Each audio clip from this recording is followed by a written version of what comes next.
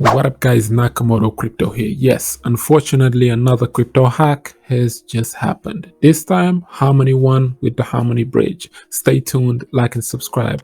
Let's get right into it. So Harmony got hit up today. They got exploited. They lost $100 million on a bridge attack, and yeah, the hacker just got away with it. They went ahead and tweeted this one here.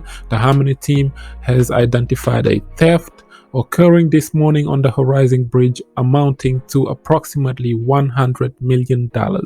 We have began working with the national authorities and forensic specialists, yada yada, the culprit, to retrieve these stolen funds. They're not going to retrieve it. It's gone. So this is the etherscan addresses. All of these the hacks, the exploiter, he played them. This is the mechanics that he used. These exploiters, they sharp. It's usually developers. Come on, who else would know these things besides developers? And the sad part is, just like the other protocols that were hacked, somebody always warned them. Someone warned Luna 6 months before the Luna attack that, hey man, it only takes $1 billion to bring you down and depeg you. And the Terra Luna Dokwan guy was so arrogant, talking about, yeah, well, try me. And they tried him and they did it. So Harmony won. Also, they were warned. Yes, there's a guy named Ape Dev. The Ape Dev, remember the Ape Dev on Twitter on April the 2nd? He went there and he told these guys that, hey, you guys are going to get Solana. You can get attacked with this bridge and this is how much it's going to take to do it. But, they dismissed his claims. And lo and behold, he was right. About 2-3 months later, this happens to Harmony. Now, it didn't affect the price of Harmony so much because they are still sitting at 2 cents pretty much. Harmony fell sharp, man, because just October last year, Harmony was at 37 cents. It almost touched 40 cents pretty much. And there's only 13 billion that are out there circulating. So this could easily hit $1 around the same time the bull market comes back. Coins and tokens like Harmony, it's good to pick them up really early. Look at this, guys. From 2019 to 2021, Harmony was still sitting between 0.005 to 1 cent. And all of a sudden it shot up in 2021 all the way to like 40 cents. So you know what I'm talking about. When I say buy these tokens, buy them real cheap. You want to be the guy who'll be buying here. This was a bear market. 2019, 2020, people exited crypto. No one cared about it.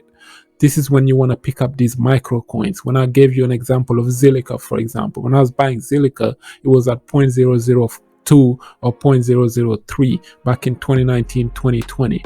And I was telling people, yes, you can turn a little $1,000, $2,000 investment into 30 grand or 40 grand.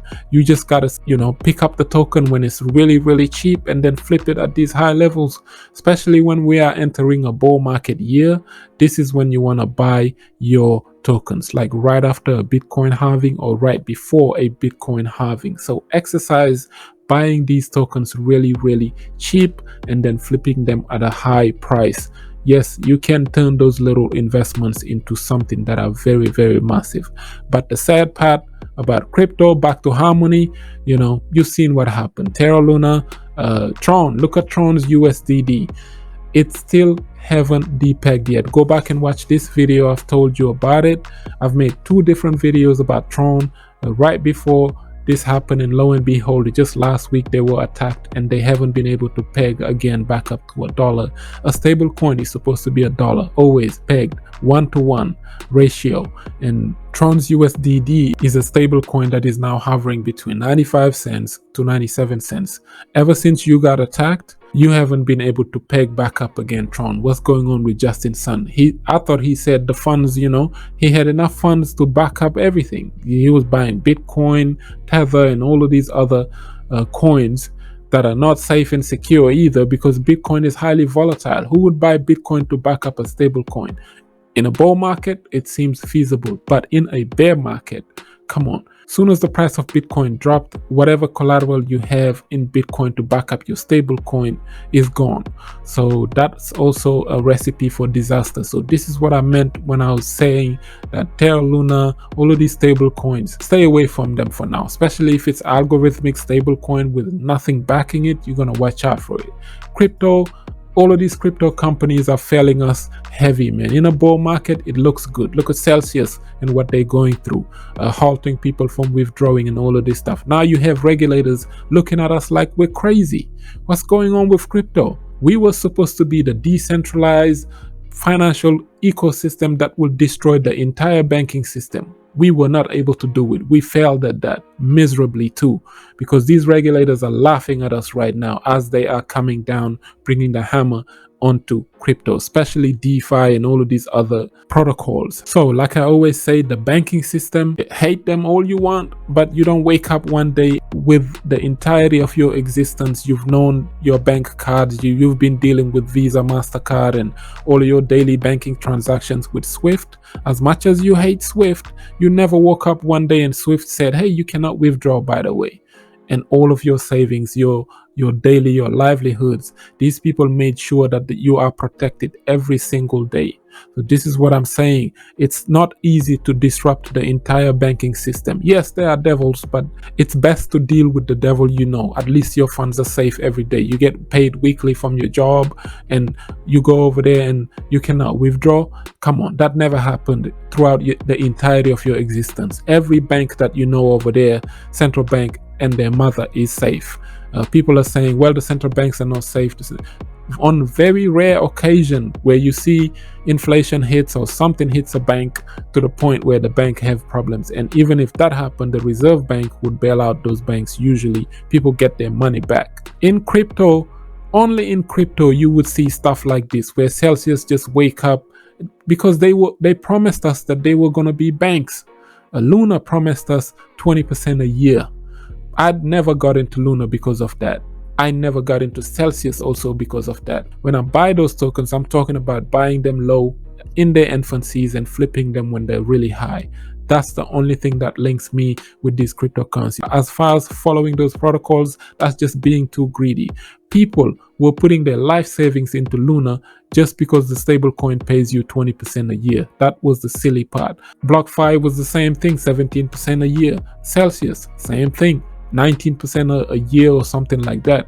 Come to find out, they were just leverage trading with your money. As more and more people was joining the Ponzi, it started to fall down. So once more people join a Ponzi and a Ponzi gets to a point where it cannot pay people more money, it collapses. Simple. That's the exact same thing that happened to all of these protocols.